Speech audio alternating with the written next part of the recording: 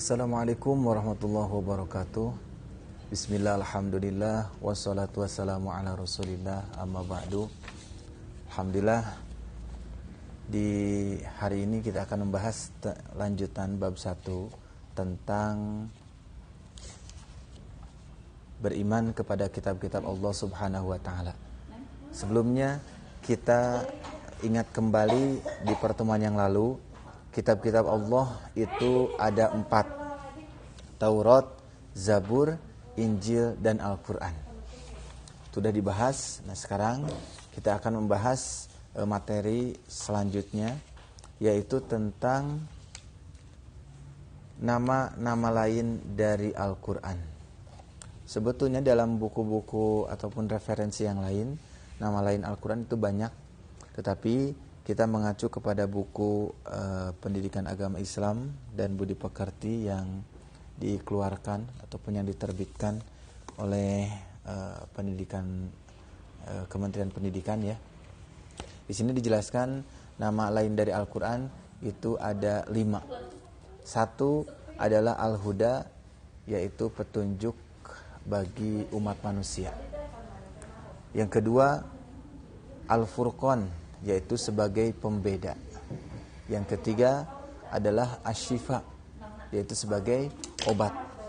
Yang keempat Az-Zikr, sebagai pemberi peringatan adanya ancaman dan balasan. Yang kelima Al-Kitab, yaitu firman Allah subhanahu wa ta'ala yang dibukukan. Al-Huda adalah sebagai petunjuk bagi manusia. Ini terdapat dalam Quran surat Al-Baqarah ayat 2. A'udzubillahi minasyaitonirrajim. Bismillahirrahmanirrahim. Zalikal kitabu la raiba fihi hudan lil muttaqin. Maknanya Allahu a'lam bimuradih, bahwa Al-Quran itu sebagai hudan, petunjuk bagi orang-orang yang bertakwa. Maka kita sebagai manusia yang beragama Islam, yang mengaku diri bertakwa kepada Allah, hendaknya dalam tingkah laku kita, dalam ucapan kita sehari-hari itu harus sesuai dengan Al-Quran ya. Petunjuk bagi umat manusia ini, kalau kita ibaratkan, kita sedang ataupun akan menempuh satu daerah yang mana daerah tersebut belum pernah kita kunjungi. Kita tidak tahu petunjuk ya, apapun gitu, tidak ada petunjuk apapun, maka kita untuk mencapai ke daerah tersebut itu akan sangat kesulitan, bahkan mungkin tidak akan sampai ke tujuan. Nah, begitu pula di dalam kehidupan kita, kita juga mempunyai petunjuk ya, supaya hidup kita tidak tersesat, supaya hidup kita tidak tentu arah ya, karena sudah ada arahan ataupun petunjuk-petunjuk dari Al-Quran itu sendiri. Sebagai contoh, misalkan bagaimana sikap kita kepada sesama manusia, bagaimana sikap kita kepada orang tua dan lain sebagainya.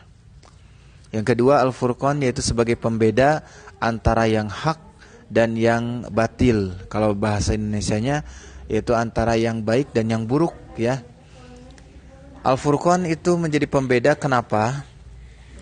Al-Quran itu menjadi pembeda. Jadi di Al-Quran yang halal itu jelas, yang haram juga jelas ya. Jadi tidak ada yang haram menjadikan halal ataupun sebaliknya. Yang halal sudah jelas halal, yang haram sudah jelas haram. Maka dari itu ikutilah Al-Quran, karena itu sudah dibedakan oleh Al-Quran. Ini yang boleh dilakukan oleh kita dan ini yang tidak boleh dilakukan oleh kita ya. Sebagai contoh, misalkan kita minum minuman apapun gitu, sepanjang itu halal, misalkan minum air putih, minum air teh dan lain sebagainya, halal, silahkan diminum. Tapi dalam Al-Quran ada minuman yang tidak boleh kita minum, bahkan itu haram ya. Yaitu diantaranya adalah minuman keras. Dalam Al-Quran dijelaskan bahwa a'udzubillahi minasyaitonirrajim, innamal khamru wal maisiru wal ansabu wal azlamu rijsun min amali syaitan ya. Maknanya Allah alam bimuradih, arak ataupun minuman keras ya dalam bahasa yang lain itu diharamkan oleh Allah bagi umat muslim. Maka dari itu di Al-Quran itu sendiri sudah jelas mana yang halal, mana yang haram, mana yang baik, mana yang buruk. Maka Al-Quran dinamakan sebagai Al-Furqan. Kemudian yang ketiga, Al-Quran itu nama lainnya adalah Asy-Syifa, sebagai penawar ataupun obat ya. Bagi manusia tentu sudah manusiawi jika manusia tersebut mengalami satu perasaan yang dia itu kadang-kadang kecewa, kadang-kadang sedih, kadang-kadang bahagia dan lain sebagainya. Nah, maka ketika bahagia ataupun hal-hal yang diinginkan oleh kita itu dinamakan sebagai nikmat ya. Sedangkan sebaliknya hal-hal yang tidak diinginkan oleh kita itu namanya ujian. Nah, ketika kita diuji, bagaimana sikap kita? Maka harus sabar. Ketika kita diberikan kenikmatan, maka harus syukur ya. Nah, di sini jelas sekali ketika nanti kita mempunyai penyakit ya, dalam hal ini mungkin penyakit hati, bahkan penyakit zahir pun, jika kita yakin ya dengan keagungan Al-Quran, itu bisa sembuh ya, bisa sembuh karena Al-Quran itu sendiri sebagai obat. Pernah di satu riwayat Bapak membaca dalam salah satu kitab, ada satu kaum yang terkena wabah. Kemudian seorang sahabat diutus oleh Rasul untuk mendatangi kaum tersebut. Nah, di saat sahabat-sahabat yang lain tidak mau, ada satu sahabat yang berani untuk memberanikan diri ya, menuju ke kampung tersebut. Padahal di kampung tersebut sedang terdapat wabah. Nah, maka sahabat tersebut ketika berada di dalam daerahnya ya, daerah yang terkena wabah, beliau pulang ternyata dalam keadaan selamat ya, sementara yang lain itu kadang-kadang pulang dari tempat tersebut itu meninggal. Kenapa selamat? Ternyata beliau mengamalkan satu surat yang bernama surat Al-Fatihah. Jadi beliau itu mengamalkan surat Al-Fatihah untuk menyembuhkan orang-orang yang sakit yang terkena wabah di kampung tersebut. Ini diabadikan dalam salah satu kitab ya. Yang keempat adalah az-zikr, yaitu sebagai pemberi peringatan sekaligus ancaman dan balasan. Ancaman untuk siapa? Ya, untuk orang-orang yang ingkar terhadap perintah Allah. Sebagai contoh ya, di Al-Quran dijelaskan misalkan ada Fir'aun ya, yang ingkar terhadap perintah Allah, maka diancam oleh Allah akan dibinasakan. Dan betul, Fir'aun binasa. Kaum Nabi Lut pernah diingatkan oleh Allah ya, untuk tidak berhubungan sesama jenis ya. Dan betul, ketika mengingkari peringatan dari Allah, dia tidak dilaksanakan, maka efeknya adalah kaum Nabi Lut dibinasakan. Kemudian Raja Namrud dan lain sebagainya ya. Itu orang-orang yang mereka ingkar terhadap nikmat Allah, ingkar terhadap perintah Allah, maka konsekuensinya adalah ancaman dan balasan tentunya. Nah, begitupun sebaliknya, ketika orang-orang muslim taat kepada Allah, itu juga akan diberikan balasan. Sebagai contoh, ketika kita bertakwa kepada Allah, apa balasan kita?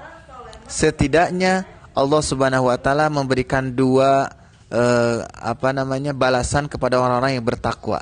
Dalam Al-Qur'an dijelaskan bahwa wa may yattaqillaha yaj'al lahu makhrajan wa yarzuqhu min haitsu la yahtasib. Barang siapa yang bertakwa kepada Allah ya, Allah akan memberikan jalan keluar. Yang pertama ya, Allah akan memberikan jalan keluar terhadap setiap permasalahan yang dia hadapi. Maka orang muslim itu ketika dia galau, ketika dia mempunyai kesulitan, dia akan datang kepada Allah. Dia akan meningkatkan kualitas takwanya kepada Allah. Kenapa? Karena Allah sendiri yang telah menjamin akan memberikan jalan keluar. Yang kedua, wa may yattaqillaha yaj'al lahu makhrajan wa yarzuqhu min haitsu la yahtasib. Allah akan memberikan rezeki kepada orang-orang yang bertakwa dari arah yang tidak dia sangka-sangka, dari arah yang tidak dia duga, ya.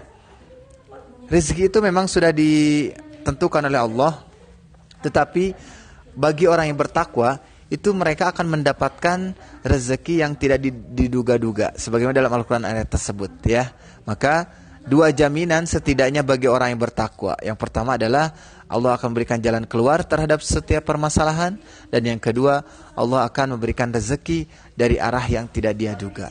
Masya Allah, ya, luar biasa sekali. Dan yang terakhir, nama lain Al-Quran adalah Alkitab. Alkitab itu adalah firman Allah yang dibukukan.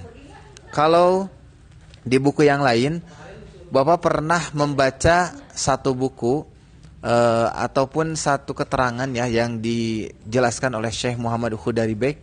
Beliau mengatakan seperti ini: Al-Qur'anu huwa lafzul arabiyyu munazzalu ala Muhammadin sallallahu alaihi wasallam litadabburi wa tadzakuril mankuru mutawatiron wa huwa madafatainil mabdu'u wal makhtum bi suratil Fatihah wal makhtum bi suratin Nas. Al-Quran adalah firman Allah yang berbahasa Arab yang diturunkan kepada Nabi Muhammad SAW secara mutawatir, yang diawali dengan surat Al-Fatihah dan diakhiri dengan surat An-Nas. Begitu pendapat Syekh Muhammad Khudari Bek. Maka jelas sekali Al-Quran itu sebagai Alkitab, yaitu firman Allah yang dibukukan. Kitab itu adalah istilah yang dibukukan.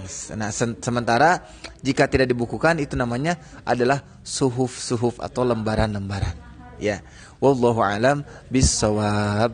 Untuk pertemuan kali ini kita membahas sampai situ dulu. Mohon maaf apabila banyak kekurangan. Yang benar datang dari Allah, yang salah dari kekurangan kefakiran ilmu Bapak. Mohon maaf dan silahkan dikoreksi, dan mudah-mudahan ilmu ini bermanfaat khusus untuk saya pribadi dan untuk kita semuanya. Sekian, subhanakallahumma bihamdika asyhadu an la ilaha illa anta astaghfiruka wa atubu ilaik. Wa'alafu minkum. Assalamualaikum warahmatullahi wabarakatuh.